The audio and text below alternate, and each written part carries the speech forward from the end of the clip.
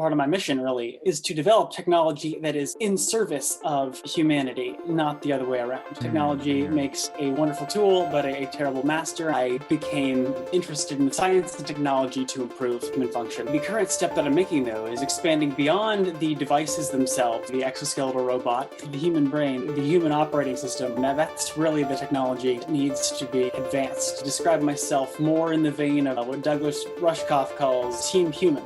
In the absence of a value system that knows how to recognize actual human values rather than just time spent on a screen, isolating a lot of us. I am developing a value system, Synesapia, the collective quest for wisdom. I see us at a point of great acceleration and potential inflection. Our collective project of world building needs to be communicative and connected and iterative and open and curious and diverse, and those all need to be integrated together.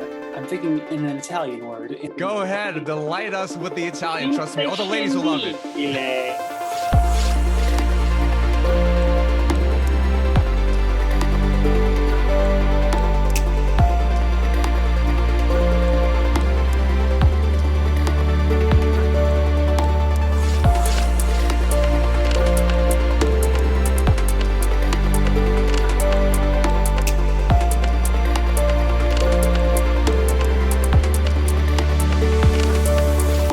Welcome everyone to another brand new episode of Noetic Nomads. I'm Albert Kim, possible long-lost relative of Kim Jong-un.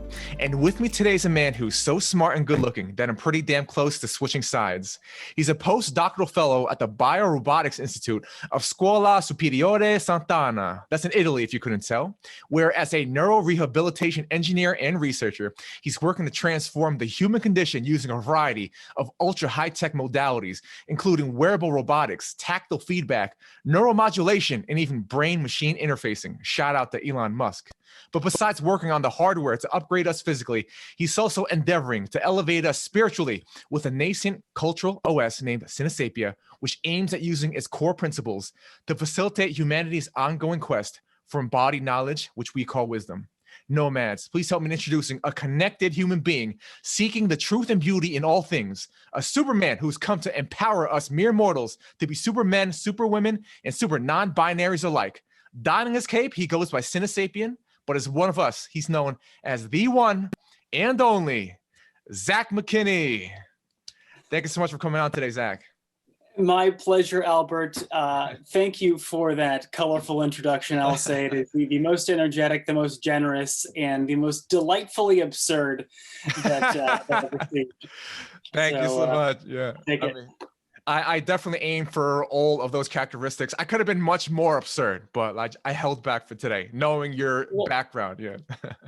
Yeah. The question of plausibility versus absurdity actually has implications both in culture and also in science. But anyway, I'll leave that rabbit hole for later. We're here to have a conversation. Yeah, sure. So again, Zach, if you recall how we met, would you care to let our lovely audience know how you crossed paths with a whack job like me? Give yourself some credit, friends. I think we all need to embrace our own weirdness and own it as well. So I'm definitely first in line there. But you and I crossed paths and exchanged some thoughtful reflections on an online platform. The platform was Circle, but the channel/community is Rebel Wisdom.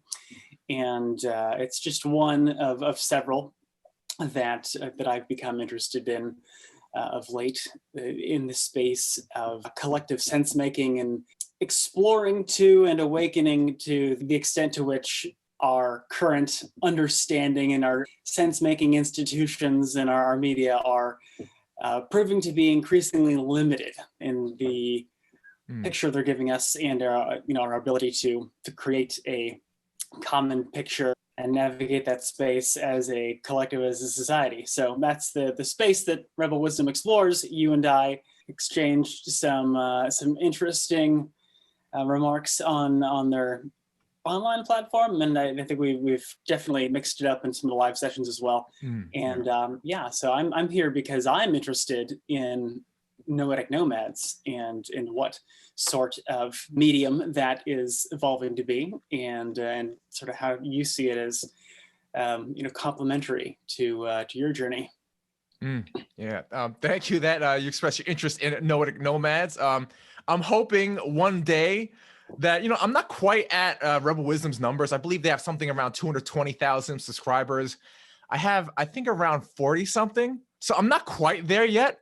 But one day I aim to be perhaps in this ecology of spaces such as Rebel Wisdom, but with my own little niche, which of course, with my character and personality behind it, it's going to be a little bit different from theirs and, be its own unique and weird little space. And again, like, as you mentioned, we met on the Rebel Wisdom Circle, and you had a very interesting intro, which definitely caught my attention, which is why I definitely want to reach out to you and have a conversation with you. And obviously after I reached out and then I looked into your work, I was like, this is amazing stuff. Like, as I stated in your introduction, like your background, again, like a neuro rehabilitation engineer, researcher, you work in fields like wearable robotics and brain machine interfacing and all that stuff. So I'm very curious about like how this all started, and particularly what your parents did for a living and how that impacted the trajectory of your life and career. Interesting. Well, the trajectory of story that I've often thought in terms of has not extended the past generation back, but I suppose that's a wonderful prompt as well, and it's perfectly poignant actually, because my dad, he was a physicist and engineer by training, but he works in media relations in the aerospace industry, and is now kind of freelancing, and he's got a wonderful project called Persons of Infrastructure, where he's applying his insight and his craft in having conversations with people who build the systems and the structures that we rely on in our shared society. And my mom is an attorney, and how that pairs into what my story is developing to be, rather than what it was from the beginning, is a question of communication between different domains. So, I mean, my personal evolution has been from an engineering background. I once upon a time thought I wanted to be an architect and structural engineer, but biomedical engineering, sort of via mechanical engineering and sports science, is kind of how I got into it. I see. I was first interested in the challenge, I should say, rather, of optimizing human performance in the physical sense. Oh, and my mom was very involved always in USA track and field, and obviously the Olympic level athletes have wonderful labs and tools at their disposition always. So I did an internship one summer at the Olympic Training Center in Colorado Springs. So, through sports science, I became interested in the field of, using technology, science and technology to improve human function. And then that evolved into rehabilitation engineering when I saw and felt a greater human need in the area of taking an injured or diseased body and restoring its function to its true potential. And that's, I've explored various different modalities there, and the ones that you mentioned, I kind of feel this way about all of the areas I've touched, actually, that I've been involved with them just enough to understand what are the capabilities, the limits, the challenges, and ultimately I don't make any claim to expertise about being a nuts and bolts level precision engineer in any of these fields. And I defer to the wisdom, and I am grateful for the wisdom of all those that I've worked with. But my evolution has been rehabilitation engineering, and into the idea of human machine, human technology interfacing. In the context, I was inspired when I was an undergrad by the DARPA Revolutionizing Prosthetics program, which started back in 2007. And the idea of bionic limbs. And I did my PhD in wearable applications of tactile or haptic feedback for rehabilitation. So conveying a tactile sensation to wearers of prosthetic limbs.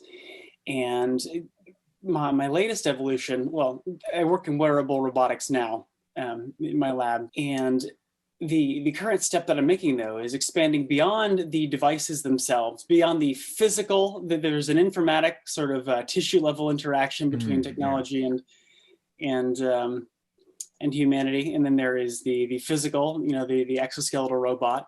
And I'm getting much more interested, though, in the process of human-centered design. How do we actually design our processes for making these technologies in a way that achieves the functional objectives of the user, but is also on a broader scale mutually beneficial to the user, to their community, and to humans on the largest possible scale. So that's my story, and communicating between different areas of knowledge and different domains of expertise is emerging to me as a key theme. And in that vein, I'm working on the IEEE standardization project to develop a reporting standard for neural interface research. We can get into that later. But to bring it back to your question, though, I would say that from my dad, I got a firm and vivid appreciation for the value of communicating complex concepts in concrete and relatable ways. And, I would say it's a skill that I'm aspiring to, and certainly the brevity thing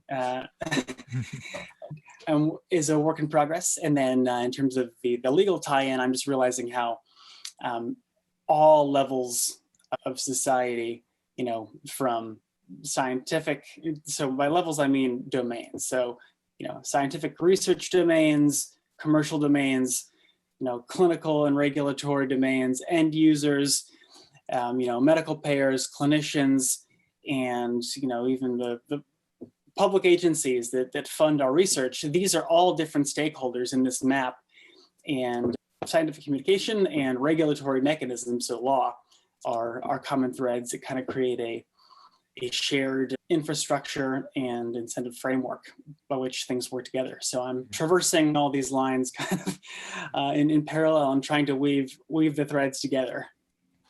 Yeah, and that is a beautiful thread. I mean, I'm glad I got to know about your family and your history, because that just makes perfect sense. And again, you talked about weaving. I literally just had a conversation the other day with an upcoming guest, Bhavana Nisima. She's called the Light Weaver, and she's weaving communication, creativity, and neuro-linguistic programming to create her own little gift to the world. And now you're doing your own weaving, I guess, but I guess maybe yours is more synthesizing and communication between all these different disciplines, which I find very interesting. And and again, in your intro, which I found so fascinating, is that how you were trying to interface right between the physical and the information layer, right? And the thing that really connected with me beyond that was because I come from a biohacking background. Again, the rabbit hole that I fell into Rebel Wisdom from was the biohacking community. And in the biohacking community, for people who are unaware, it's basically young punks like me who kind of experimenting with their biology, whether it was with supplements or with wearables or with any sort of technology. For example, my ring is an Aura ring. That's kind of a biohacking thing, tracks my sleep, my heart rate variability and whatnot. And so I was wondering how this dovetails with biohacking, and do you personally incorporate any sort of these like bionics or biohacks into your life? I'm very interested in how you embody any of these principles, if you do, or if it's mostly just your intellectual and career pursuit. That is a great question, actually, and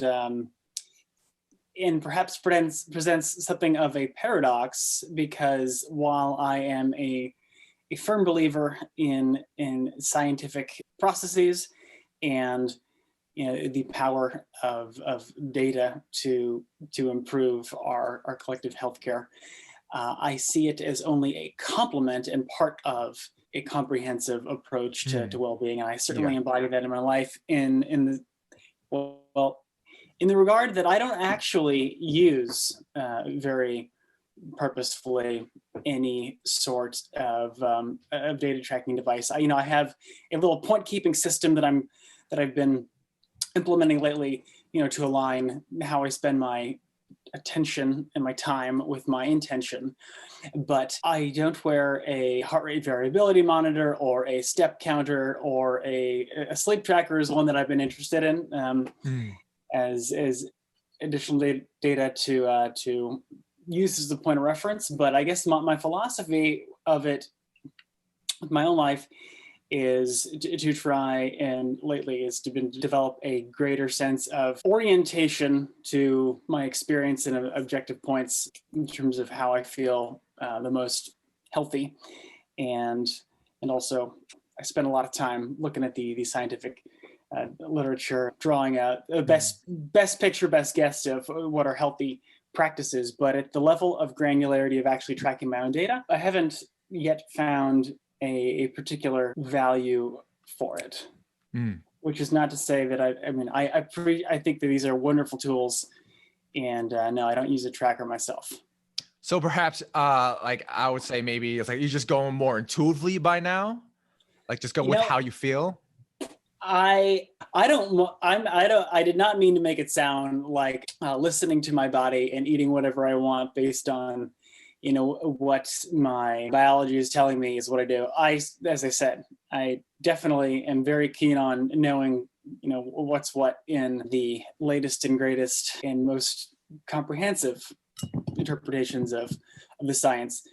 That all was just to say that no, I don't use any data tracking devices, and I have not felt a strong need for them because I already am processing and interacting with so much information that adding more information to that in a way that becomes even more of a cognitive load or burden is just not something that I felt the need for in my life. But I recognize, and I welcome and celebrate the potential value of those tools in actually honing in on the signals that are important in some context, and of being able to perhaps see the signal in the noise that we might otherwise miss. So what is your experience? I mean, the Oura Ring is a handy one, as I mentioned, that I had even seen and thought about, but what are the signals that you find to be the most useful, the most powerful, and the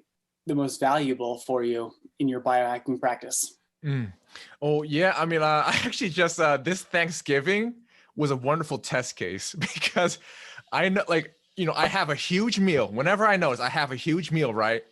And then I always have a tough time sleeping, and I feel I'm tossing and turning, my body temperature is up. And when I look at the stats the next day on my Oura, it is shocking. Like my heart rate variability is like, I think 19 milliseconds. And like a good one, like on average, I'm like 80 to 90. And when I'm really good, it's in the hundreds.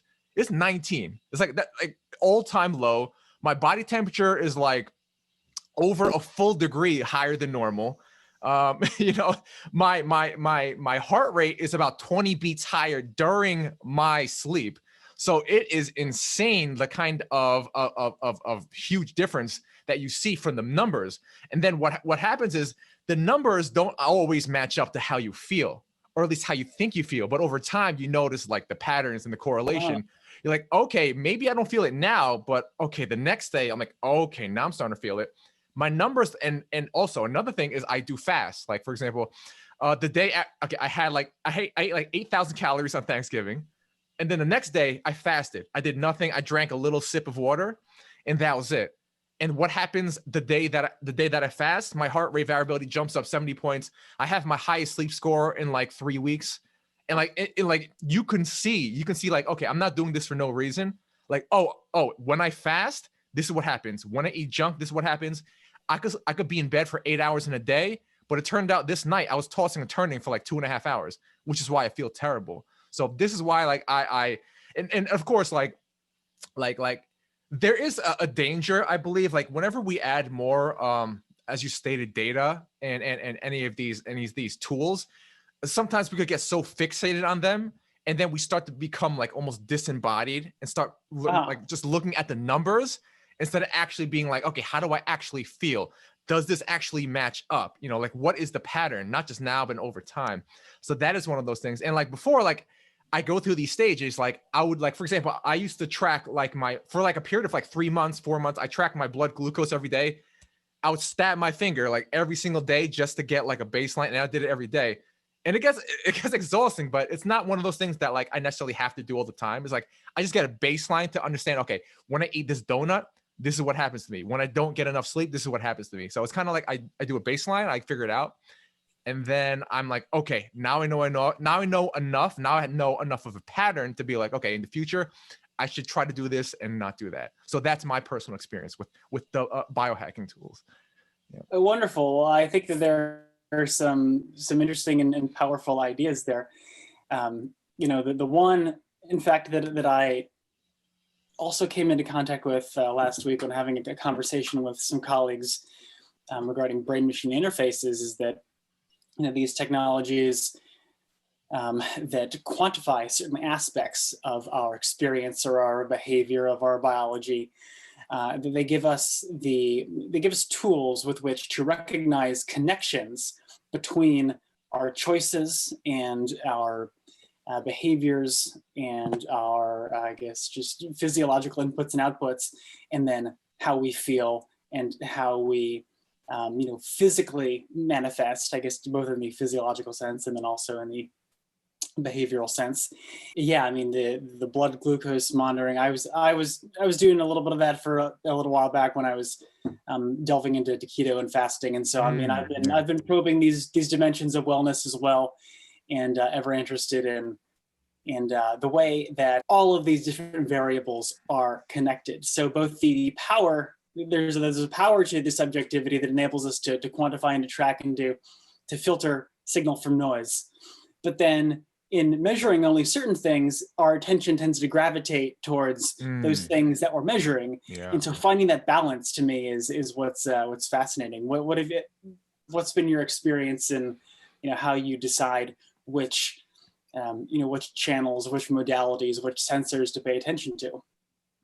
Well, I mean, the thing is, like, I do like kind of these dives in and dives out, like dives in, that, and just like I experiment for a time, and it just like, well, the thing with an Oura ring is just like it's a one-time payment, and I don't have to worry about anything. So it's kind of like, okay, I buy it and that's it. But other things, like for example, with supplements, if I buy like Quality of Mind by Neurohacker, Daniel Schmachtenberger's company, like, I could take that for a while. Like I'm on it right now, right? And I feel great, but it also costs like $60 a month. And it's just like, like I'm not exactly, bowling where I could just do that all the time. But like certain things, like I have this grounding bracelet, which is attached to the wall socket.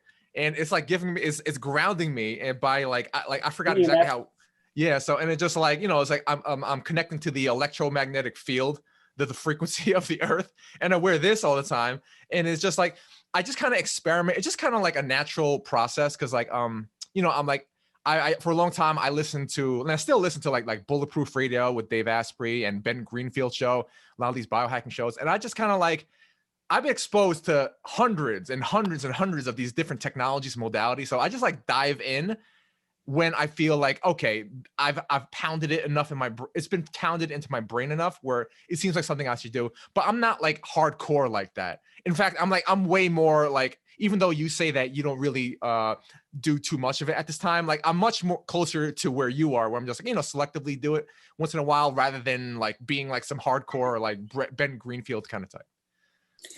Yeah, I hear you. It's sort of a double-edged sword, the technologies, and I'm a fan of lots of the names you mentioned, Ben Greenfield among them, and I go through phases where I'm curious and thirsty for more information, like yes, what's tell me more, what are the biohacks, what are the tools, what are the supplements and the superfoods, and what are the indicators, right? What are the blood labs I need to run, and then and actually I've discovered some valuable things that way, and in fact I'm continuing to do some physio detective work. But then I reach a point where it feels overwhelming and almost separates me from the process of actually living and experiencing. And ultimately all of these optimization approaches sort of the biohacking approach to health, thriving, and longevity is to maintain the best experience of life for as long as possible. And obviously, there is a lot of that that's dependent on our physical health and, our cognitive well-being, to me is just, it's another dimension of, or it's another, well, it's integrated with our biology and with our experience and our genetics and our neurology. And yet it is something that goes beyond, that it is, in fact, and sometimes it is more fundamental to who we are, what we care about. So maintaining the integration between those two is definitely what I'm seeking to do. And I guess where the synesthesia concept comes into play as well. Yeah, definitely. And I would love to touch on that synesthesia. And again, I believe it's 7 core principles now. And I'm very interested in going to that soon. But I'm just something I'm really interested in and I really want to ask you about, because again, for a long time, again, we're talking about the biohacking, the bionics and whatnot. And it's not just the biohacking, but it's not just and to improve my health, but it was also to kind of expand the concept of what I am, of what we can be, of what humanity can be. And so this philosophy of transhumanism I was into for a long time. And a lot of people in the tech world are very into this. They want to basically transcend their biology. As of late, I've kind of moved away from that because it almost, I don't want to, throw my judgment out there, but there are some kind of aspects of it that I find a little unsavory and almost as if there's a running away from something rather than trying to grow from within, from what one can become. So I was just wondering if you have any specific thoughts on whether it's transhumanism specifically or about the idea of transcending what it means to be human and how maybe your work is integrated with that. Great question. I too have evolved in my feelings about transhumanism, and I guess I have ambivalent feelings because when I first encountered the work of Ray Kurzweil, circa I guess it was 2010 or 11. He had Transcendent 9, and speaking of the singularity. It seemed to be a very transformative and empowering vision of the future and what we can be. And also it gives the promise of extending the self beyond the limitations and the biological limitations that were granted. And so is very alluring in that regard. But I too have come to feel that it misses an aspect of celebrating the messiness and the imperfection of humanity, and even its finitude as something that can be liberating, liberate us to live in and appreciate and make the most vivid and fulfilling experience of the present moment. And so I would describe myself more in the vein of what Douglas Rushkoff calls team human. Yes. I think technology needs to be developed. I guess part of my mission really, as I mentioned, with regard to human-centered design, is to develop technology in a way that is in service of humanity, not the other way around. Technology makes a wonderful tool, but a terrible master, as I believe Tim Ferriss likes to say. And and so many of our assumptions get built into our technologies without even thinking about it. And so, I'm with you in terms of trying to guide. I'm trying to be a steward of technological development in the way that is the most fulfilling and constructive to actual humans and human experience. And in so doing, I'm trying to recognize I'm thinking in an Italian word, in the English word. Go ahead, delight us with the Italian. Trust me, all the ladies will love it. The fundamentally separate value, but complementary value of subjective experience of consciousness, as that pertains to our values and thus how we interact with each other and how we interact with our environment and the different tools and technologies we use to do that. Yeah, I mean, that, as I was going into your work, that's something that I noticed. Like, I really appreciated this common thread of integrating humanity into tech, which I thought was so refreshing because, you know, it's just like this whole tech thing, this whole tech paradigm. And for a while, I was honestly in the camp of a techno utopian. Oh, technology will solve all the problems. Fast forward to 2020, I'm like, yeah, that's not so much. Though it does afford us, it can be used in for the good. For example, the fact that I can even, you know, communicate and connect with people with you over Zoom, even though Zoom has its own issues. But yeah, and again, this whole thing about human-centered and about again, as we mentioned in the intro and in our talks, is about how you want to also have the communication layer, maybe the software layer, as you want to call it. And in the intro at the Rebel Wisdom Circle, you talked about this thing that's emerging that you're working on and called synesapia. So I was wondering if you could enlighten our audience about what this is and what you hope to bring into this world with something like synesapia. It certainly would be my pleasure. I would say that the synesapia concept is less something that I want to enlighten people with than something that I am developing just as a value system and framework to enable collective enlightenment, you know. And I describe synesapia as the collective quest for wisdom via the integration of knowledge across all domains of human experience. And yeah, the idea of connection, actually, that you mentioned is one of the what I have posited as 7, I guess, provisional core principles that seem to me to be sort of perhaps useful as requirements for interoperability of you know, of human interoperability, really, in terms of knowledge, in terms of being able to have a meaningful and generative interaction with people. But the principles that I have posited are compassion, curiosity, connection, humility, so recognizing the limits of ourselves and of our knowledge, truth, which is a rabbit hole on its own that we can come back to, adaptation or progress or iteration, and finally diversity.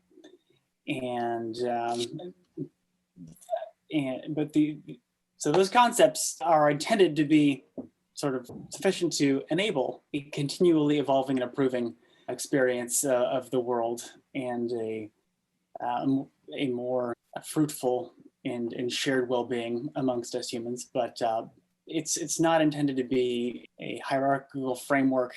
You know, I would love and continue to invite discourse around, you know, how to define these principles and how, you know, collective wisdom seeking should emerge. Yeah, and like that makes perfect sense that someone who's interested in this collective quest for wisdom would be, of course, joining a community such as Rebel Wisdom, which is a part of a larger project for collective sense making. And what you described there about trying to connect all these, you know, all domains of knowledge into one, it's consilience, which dovetails with what's going on. I'm sure you're familiar with Daniel Schmachtenberger's consilience project, which I'm glad that I was able to join their Facebook group, and like I'm looking into the conversations, and like I would suggest anyone interested in anything such as this get in contact with Daniel Schmachtenberger and get involved with that consilience project, because that's amazing. And also get in contact with Zach and try and co-create this greater framework and let this thing emerge, whatever this is, this collective sense making project. And one of the things that when you mentioned the synesapia, again, because coming from my background and knowing from your introduction, your background, your career, I asked you, you know, like a speculative question, like, so how could it be that we could possibly integrate augmentative technology into implementing these synesapia principles, or like this greater, you know, quest for collective wisdom? So I'm just wondering, like, if we could just like explore, like, have you given it any thought, and what are some ideas or ways you think that this could possibly happen? Because I'm very curious about this. Another great question. Yeah, the role of technology in facilitating the fruition of the Synesapia vision is definitely one that I'm continuing to grapple with and evolve with, because as I mentioned earlier, with regard to my feelings and experience with quantified self and biohacking devices, I realized that there is both tremendous power and capability, and also there is ability to fixate too much on certain signals and then lose the actual picture. So something that occurred to me kind of in this vein was that, ironically, technology, as it is making us more and more, it's enabling us to be connected across time and space in wonderful ways. But then technologies themselves, as they are becoming more networked and interdependent, there is across time and space in wonderful ways. But then technologies themselves, as they are becoming more networked and interdependent, there is isolating a lot of us, and obviously the current coronavirus situation has forced a lot of that, onto steroids. The answer to your question regarding the relationship between technology, data, and Synesapia is really that it is one tool. It is one way of knowing, to use John Vervaeke's description, that contributes to the whole picture, but it's only part of the picture. In fact, I had the wonderful realization during a reflection just in the past few days, where I was remembering, it works actually better in Italian, scienza, so science, is part of the word for knowledge, which is conoscenza. And I was reflecting just on how having so science seeks to rigorously evaluate and quantify pieces, but it's not until we put those pieces together that emerges a sense of knowledge, and then on a greater level, wisdom. And then, it works differently in English, but then to a different effect, which I also like, which is, science being a part of conscience. And that actually points maybe more directly in the direction of science being only part of the map, only part of reality. And it's, I guess no coincidence to me either, linguistically speaking, that, the word reality and truth has become kind of polarizing, because we can talk about objective and subjective realities. And when we don't specify, reality actually includes both the measurable and the immeasurable. So neurotech gives a great capability to understand the dynamics that contribute to, in a lot of cases to pathological conditions, but it gives us the ability to recognize causes and effects that we might not otherwise be aware of. Countervailing effect, where they are isolating a lot of us, and obviously the current coronavirus situation has forced a lot of that, onto steroids, and can provide feedback regarding actually our wellness. That's a science that's young and is growing.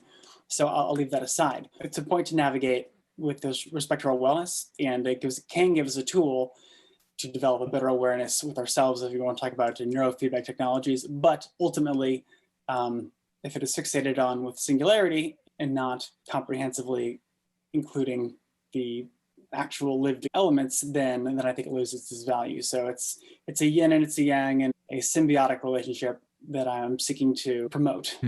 Yeah, definitely. And there are many different ways to tackle this sort of issue about how do we properly integrate with technology. And again, there are, many schools of thought, and we could, mention again, the singularitarians. I don't know if Elon Musk may be in that camp, or he may not. I'm not exactly sure where he kind of fits. They're the pro AI. They're the ones who are, talk about the alignment problem and all that. And like, I'm really interested in your specific thoughts on, of course, because this is your line of work. And of course, everyone knows Elon Musk, Neuralink, and what he's doing with brain machine interfaces and brain computer interfaces. So I was like, as someone whose professional works concentrates on the hardware and whose pastime works more on the software. So what are your thoughts on like this future of neurally augmented humans and your work with brain machine interfaces and the rest of kind of like the ecology? I would say that I am cautiously optimistic, and I would say that I am, well, proactively optimistic, proactive in the sense of needing to take ownership and needing to guide our developments in an optimistic direction. I do not take it for granted that merely creating more technology and creating more tools and creating more data automatically results in better health or a more connected experience. And I mean, the whole story of the internet as it is played out, I think is a wonderful historical example. The core assumption was, from the beginning was about increasing connectivity and democratization of information and data. And we have found that in the absence of a value system that knows how to recognize and how to appropriately value actual human values rather than just, time spent on a screen, which turns out to be very much in tension with a lot of our personal values and objectives. That turns out to be kind of a pathological and, as we found, increasingly polarizing and overwhelming and confusing approach. The line of questioning that I typically ask at the scientific level of study design and of technology design is asking both, what do we really care about? What are we really trying to measure? What can we measure? And those two things, usually, if not always, are not perfectly aligned. In the concrete example of a rehabilitation study, we want to know how well, as a result of robotic rehabilitation training, individuals are able to go about their daily lives and accomplish what we call activities of daily living. And, even beyond that, we want to know how that contributes to their quality of life. So then, I mean, there enters an entire social dynamic there, but what are we able to actually measure in a clinic, in a laboratory? We're measuring kinematic measures of, how well they can perform certain actions. We can quantify physical sensation and function. And then there are clinical scales that get more subjective, where there is a therapist involved that is interacting with the patient and assessing how well they work. And then there are questionnaires that just ask the patient about their experience.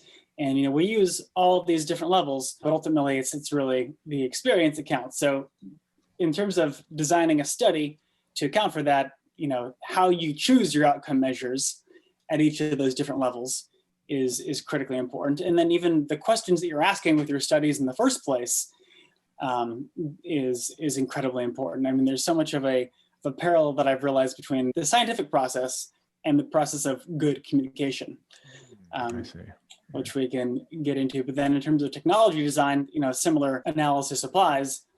We want to be designing technology with objectives in mind that actually are serving user needs. If you don't start with the question, what are we trying to enable people to do? Or what's the experience we're trying to enable them to have? If instead you're just thinking about a thing that you're trying to make, then you can make the thing, but the thing doesn't do what you want and or has unintended consequences. So, the perspective I bring is always one of tying the study and or the technology to the human experience. And thank you so much. I mean, that's very enlightening. And like, I could definitely see, again, like one of the themes that I've come across and listening to you is like, you really want to transfer and translate, from like one, supposedly siloed domain to another when really everything is connected. And it's almost like you're not even necessarily trying to, or I guess you are connecting them and in an attempt to connect them, but it's like, it's already there, but I guess maybe just like reifying it or just making it more concrete or making people see the connections that are already present. And again, like your work with interoperability, and as you mentioned before, you're, I believe, chairing the IEEE's standardization working group. we're trying to, get all these standards, standardized, between all these different domains and groups. And a concept that I came up with, and actually I just gave a presentation, and it was published last week on something called a meta utopia, which, but the utopia with an EU. So it's basically meta is transcending and including, and the utopia EU stands for like a good place. So it's kind of like a space for many good places. And so baked into the concept of a meta utopia, instead of being like a utopia, meaning it's not a place, or a utopia, EU place, which is one good place. Talk about a meta utopia, a space for many good places. And talk about a world where we could have all these diverse points of view. And then we have some sort of framework. We have some sort of underlying value system, which enables all of them to coexist and interact with each other in a generative way. So I'm just wondering, like, how do we kind of translate what you're doing in your work, right? Like, what kind of principles can we also use to transfer this over to, the socio-political world of humans, this messy world of humans trying to be like, hey, we want to get along, but we have these differing views of reality. We have these different perceptions on what truth is, the most contentious, subject in all of philosophy. So I was wondering what your thoughts is on how do we translate what you've learned and what you're working on into this broader world? That is a question that I find myself exploring often. And I think the one word that I would offer in response is communication. And this ties actually to the standardization initiative. It ties back to what I was saying, or I guess complements what I was saying earlier about the human-centered, scientific process. In addition to tying to human experience, having a common language through which we can exchange information is key. And this is true at the linguistic level, at the cultural level, and it's true at the technological level, where we talk about interoperability. And then, the scientific standardization the reporting standardization is all about reporting scientific studies in a way that the knowledge from one study can be interpreted appropriately, it can be reproduced, and then ultimately, in the ideal case, data can be aggregated and reused in order to create a more comprehensive picture. But in order for that to work, in order for communication to work, there needs to be a shared understanding of what different words mean, what different concepts mean, and what different metrics mean. You don't want to talk numerically. And so what it means to be rigorous in terms of scientific process or communication means that everything is well defined in such a way that it can be retraced and reproduced in some other context, and that's key. We're communicating phenomena or experience to other people, into other, say, researchers in the scientific case. Anyway, to bring this back to communication, the point is to orient ourselves with regard to a shared system of communication in a shared framework of understanding, while simultaneously recognizing that that is only a part of the greater reality. So in the case of our cultural discourse, my inclusion of the truth concept as part of Synesapia is intended to, first of all, not to negate the subjectivity and the diversity, the beautiful and welcome diversity of experience between individuals, but to also recognize the need to align and to coordinate with regard to a shared reference reality. We could call this, objective truth or 3D or physical reality, but basically it's the domain of what science has been able to measure and to explore and to reproduce. And high quality communication entails both clarity about the information we're communicating, and then also openness and awareness and curiosity in order to continue expanding our models, continue expanding our understanding, and to take a wider perspective to incorporate different, not just different data points, but different ways, different sensor types, different ways of knowing, different types of information, because that is what creates the most comprehensive picture. And, I think it's only through that integrated approach that we get to anything that's called wisdom. And I love the linguistic truth that, when we put all of our knowledge from different places together, what do we get? We get a body. We get an organism of knowledge that necessarily, in the same way bodies, have different sense organs. So too, in science and society, we have different ways of knowing. We have different perspectives, different vantage points from which to view things, and we have, different types of information, and those all need to be integrated together. Wow. I mean, thank you so much for that perspective. I mean, like, I've had a blast learning about your history and your viewpoints.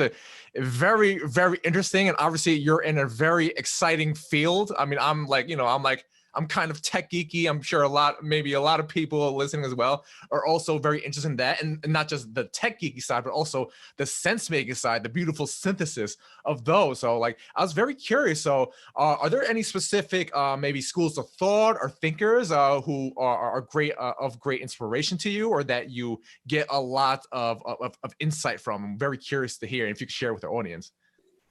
Yeah, certainly. I mean, I consider myself to be standing on the shoulders of giants in terms of both knowledge and insight at all times. So, a recent inspiration to me has been Charles Eisenstein.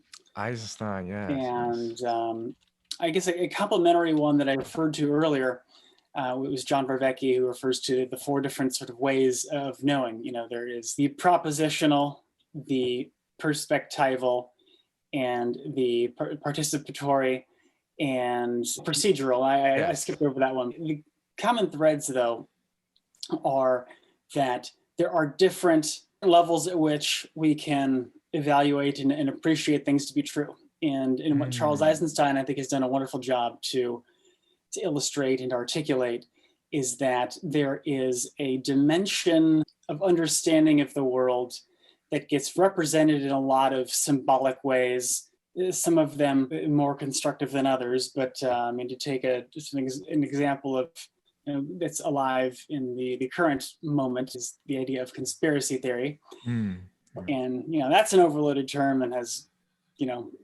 problems and limitations, but the core concept is that things can hold symbolic truth without necessarily reflecting perfectly the physical and literal truth. And there is a necessary value in recognizing that symbolic truth, but then not collapsing into the rigid way of thinking that says, no, these particular claims we're making about, who's controlling the world, or about what's true metaphysically, or what happens after death, or whatever it is, that there need not be a direct literal truth in order for there to be meaningful information there.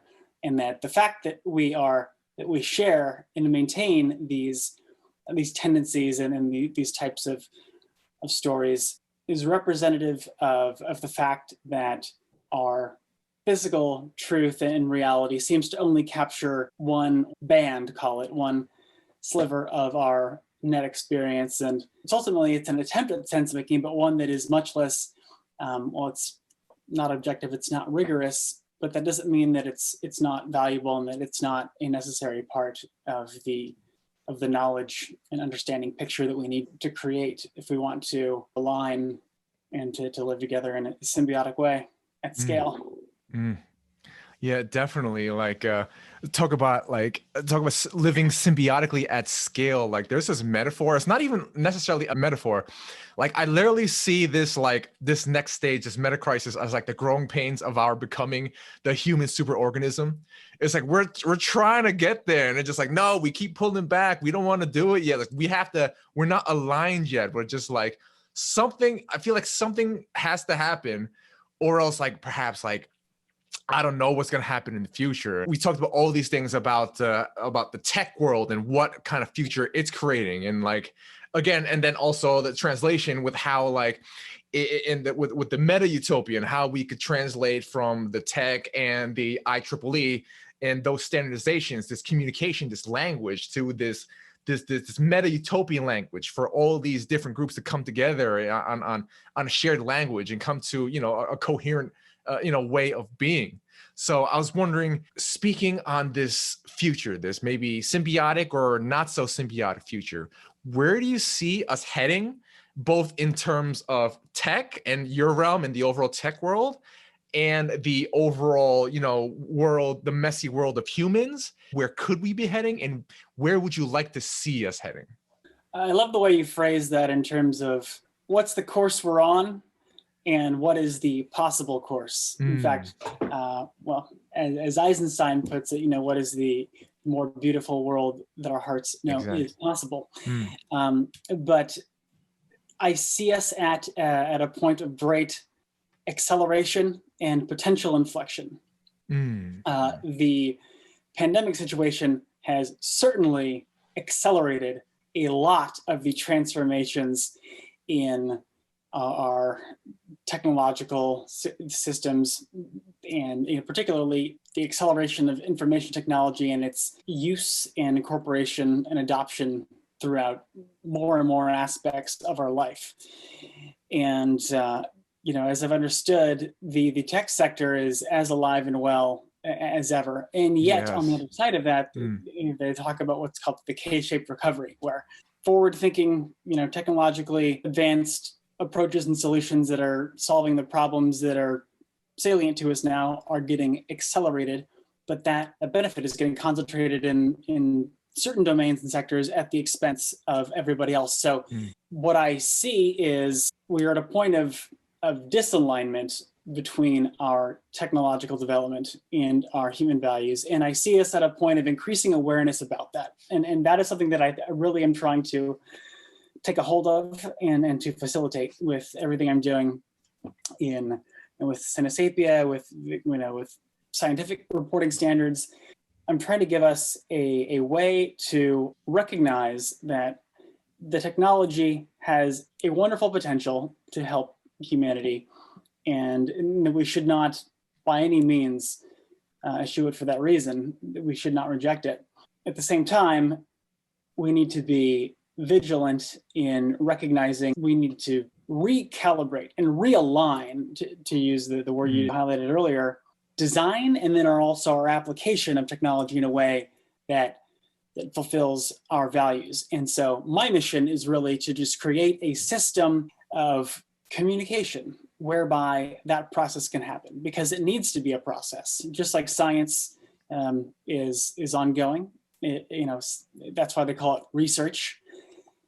So too, our collective project of world building needs to be communicative and connected and iterative and open and curious and diverse. You know, all of these Synesapia principles that I mentioned at the beginning. And I think technology really is just, it's an embodiment of our capabilities, but it's ultimately, you know, the human brain. That's really the technology that needs to be, I think, advanced. The human operating system, you know, cognitively and emotionally, that's what needs the upgrade in order to enable us to build and to occupy and to enjoy the world we want to live in. So, you know, that's how I would leave it, you know, to let the conversation be continued. And that's what we're trying to do. And try to, you know, empower conversation and figure out what are the best ways to have the best ones. Wow, Zach, what a pleasure to have you on. Again, it was so amazing. Again, learning about your history, your backstory, and then all your amazing work with like brain-machine interfaces and neurorehabilitation and your thoughts on the world. Again, thank you so much for coming on. And where can people find out more about you and connect and continue the conversation? Absolutely. Well, I would welcome any direct contact. In order to follow the Synesapia channel, it's currently on Instagram. It's at Synesapia. It's Syn as in synthesis, SYN, letter E, and Sapia as in Homo sapiens, SAPIA. So SYNE, SAPIA, at Synesapia. That's where I have been just keeping a running log of reflections, and that is going to be synesapia.org as well. It is the site, and then in order to connect with any of the IEEE work, we are now working group number P2794. And if you Google IEEE P2794, and you'll find us that way. It's the reporting standard for in vivo neural interface research. RSNIR, RSNIR is our acronym. And there's information on that webpage regarding how to get in contact with me. And I welcome any input, any feedback, any engagement in any of the space that we have traversed. You heard it here, people. Connect with Zach at Synesapia at SYNESAPIA at Instagram, synesapia.org. I never knew that this was existing, but it is now. So I'm very excited about that. Catch him there. And again, IEEE P2794. All right, that's it. Again, thank you so much, Zach. That's it for another episode of Noetic Nomads. Peace out and step up because the world needs you. Okay, bye. And we are...